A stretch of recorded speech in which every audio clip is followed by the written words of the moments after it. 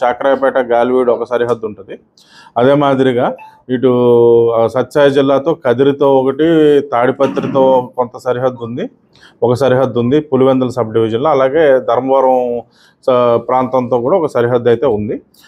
అదే కాకుండా ఈ మొత్తం ఇప్పుడు రెవెన్యూ ఎలక్షన్ కోడ్ అయితే ఏదైతే ఉందో మొత్తం పులివెందుల రెవెన్యూ సబ్ డివిజన్కి మొత్తం వర్తిస్తుంది. కానీ ఎలక్షన్ మాత్రం పులివెందుల రెవెన్యూ మండలం జరగటం వల్ల ఏంటంటే పులివెందుల మండలానికి లోపలికి వెలుపలికి వచ్చే మార్గాల్లో కూడా మనం చెక్ పోస్టులు ఏర్పాటు చేయడం జరిగింది.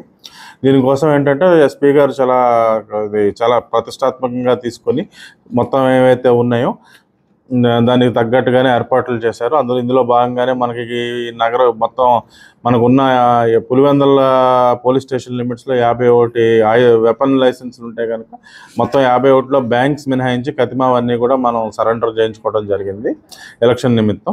అదే మాదిరిగా సబ్ డివిజన్లో కూడా అన్నీ చేస్తూ ఉన్నాయి. ఇంకా సింహాద్రిపురంలో కొన్ని చేయాల్సి ఉంది, అవి కూడా 1-2 రోజుల్లో పూర్తయిపోతాయి. అదే మాదిరిగా రౌడీ షీటర్స్ ఎవరైతే ఉన్నారో అందరినీ కూడా మనం బైండ్ ఓవర్ జరుగుతుంది. అంతేకాకుండా రాజకీయ పరంగా ట్రబుల్ మోంగర్స్ అని ఉంటారు. అంటే ఎస్పెషల్లీ ఎలక్షన్ సమయాల్లో అనవసరమైన అత్యుత్సాహంతో చిన్న కిరికిరులు చేసి శాంతి భద్రతలకు విఘాతం కలిగించే ఆ టైప్ వ్యక్తులు ఉంటారు, వాళ్ళని ట్రబుల్ మోంగర్స్ అంటారు. వాళ్ళని కూడా బైండ్ ఓవర్ చేయడం జరిగింది. అయితే నిన్న ఒక చిన్న ఇన్సిడెంట్ జరిగింది, ఈరోజు ఒక ఇన్సిడెంట్. మనం వాస్తవాలు చెప్పాలంటే ఈ ప్రాంతం చాలా సమస్యాత్మకమైన ప్రాంతం.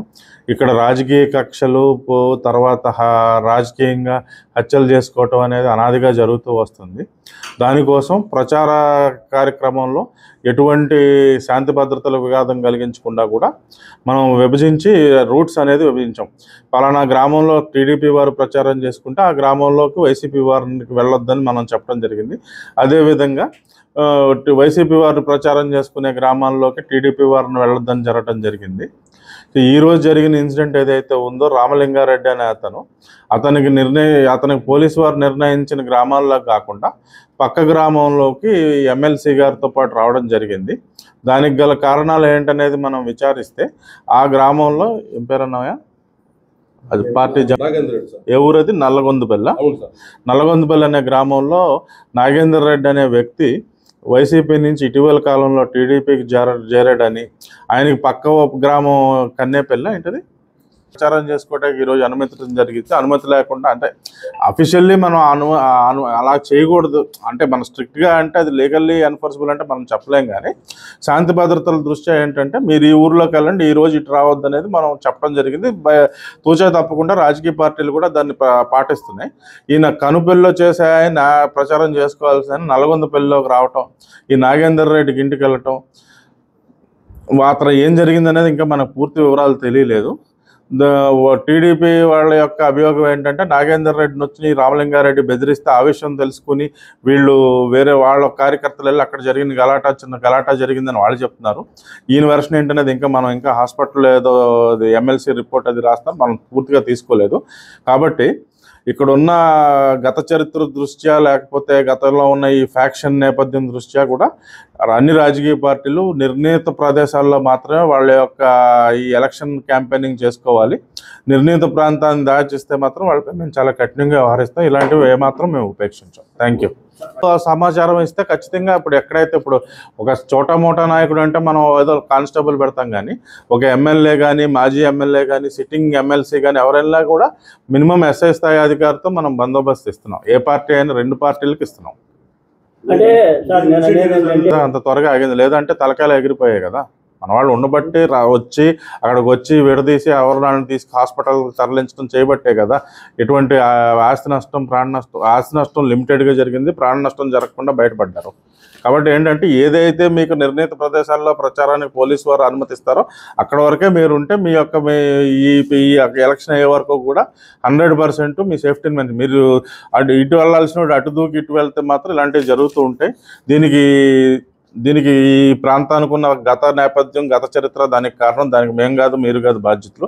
అది బాధ్యతాయుతంగా కూడా ఇరు పార్టీల వారు వ్యవహరించాల్సి ఉంది ఈ విషయంలో.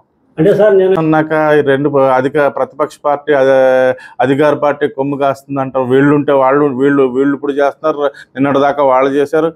ఇది అంతకుముందు 19లో మళ్ళీ వీళ్ళే చేశారు, వాళ్ళు ఉన్నప్పుడు 24లో వీళ్ళు చేశారు. ఇది ఎప్పుడూ జరిగే తంతే ఇది.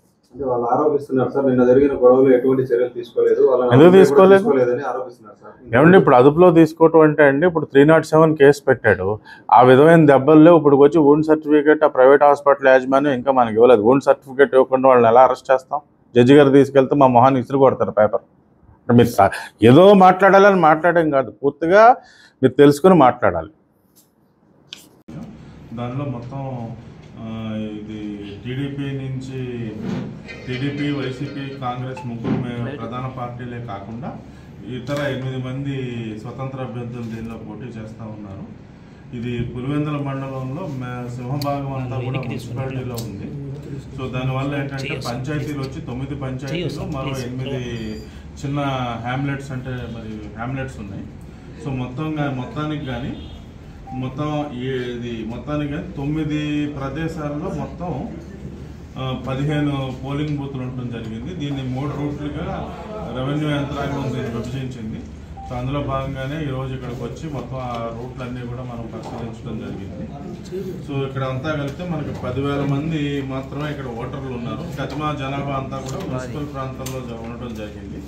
దీనికోసం మనం సఫిషియెంట్గా పులివెందుల్లో ఉన్న పోలీస్ యంత్రాంగమే కాకుండా జిల్లాలో ఇతర ప్రాంతాల నుంచి, అలాగే ఇది మన స్టేట్ నుంచి ఏపీఎస్పీ నుంచి కూడా ఒక అదనంగా మనకు ప్లటూన్ ఇచ్చారు. దీనిలో భాగంగానే మనం యొక్క బందోబస్తు ఏర్పాటు చేయడం జరిగింది. ఈ బందోబస్తులో భాగంగానే మనకి అంతర్జిల్లా సరిహద్దులు ఏవైతే ఉన్నాయో, ఇప్పుడు మనకు అంతర్జిల్లా సరిహద్దు సత్యసాయి జిల్లా